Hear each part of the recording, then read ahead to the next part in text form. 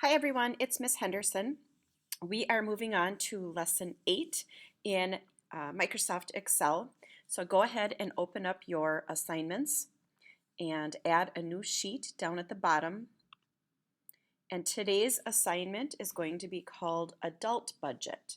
So we did a budget for a teenager, we did a budget yesterday for a college student, and this time we're going to rename it um, Adult Budget. So this is pretty typical of a young adult who has already started their career, is earning some income, and has monthly expenses.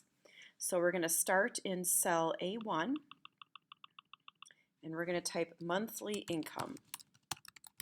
Most adults track their income per month because a lot of the bills that they get are monthly bills.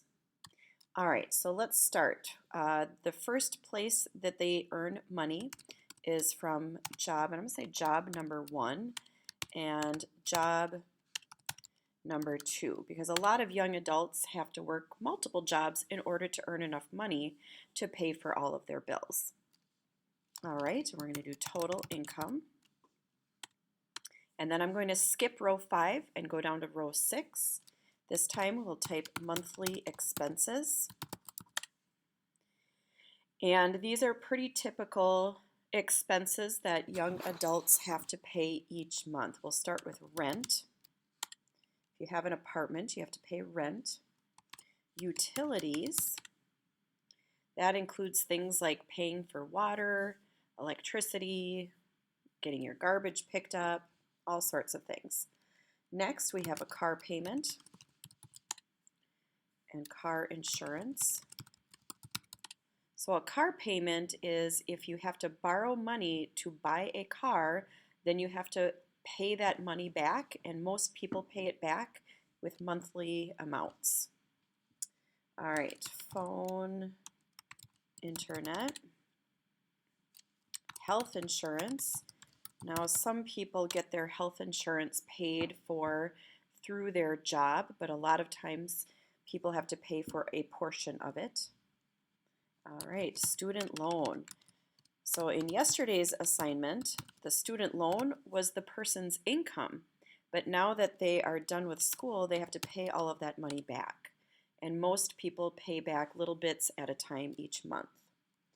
All right, food, clothing, entertainment,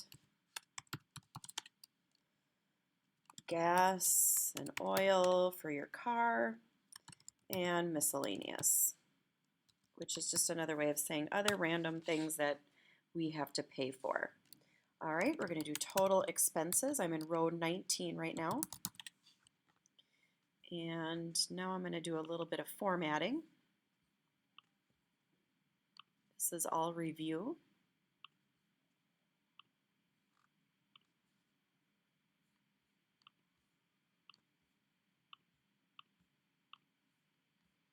Total income, I'm going to align on the right. Total expenses, I'm going to align on the right. All right, let's do some numbers. Let's go to B2. We're going to type 3,500. Whoops. Job number 2 is 360. And let's do an auto sum. Next, I'll go down to rent. B7 is 1,200. Utilities, 85. Car payment, 250. Car insurance, 90. Phone is 150. Health insurance, 150 again. Student loan, 430. Food, 290.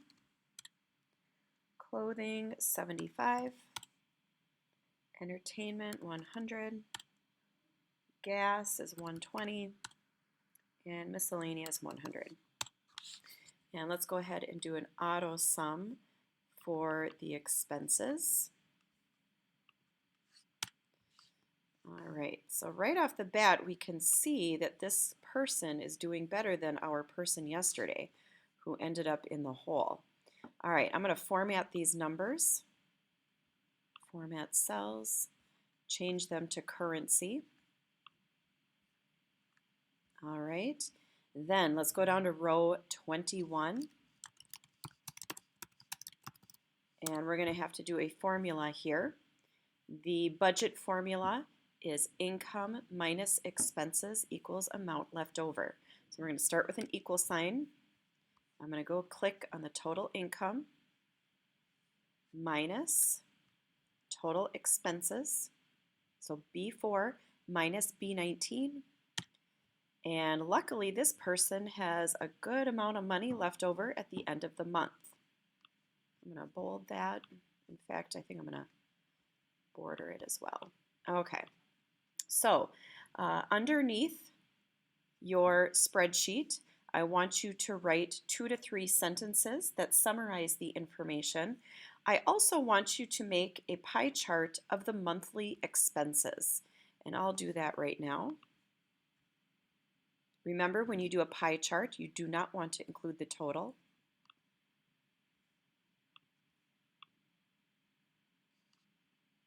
And I'm going to do a quick layout and make sure everything is labeled. And I'm going to move it off to the side. Whoops, there we go. All right, so you can see, just looking at the pie chart, you can tell that most of their money has to be spent paying for rent. That is typically the largest bill that adults get each month, either rent or mortgage. Sometimes it's called mortgage when you have a house, when you buy a house. All right, so be sure to write your sentences at the bottom, and then I want you also to answer 4 additional questions. I'm going to type them out here. Number 1, how much money does this person make in 1 year?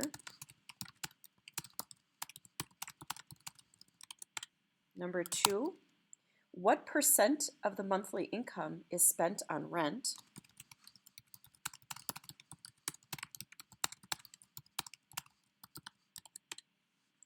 Number 3, what percent of the monthly income is left over?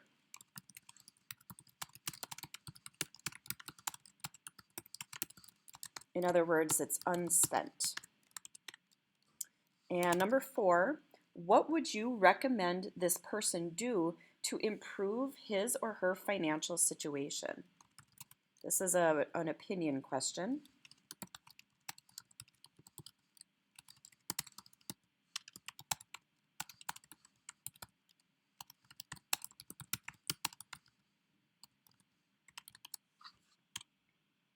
Oops. Okay. So be sure to answer those 4 questions down at the bottom. There will be similar questions to those on the test, and we're going to be wrapping up our unit soon, and you'll be taking your test this week. Thanks, everyone.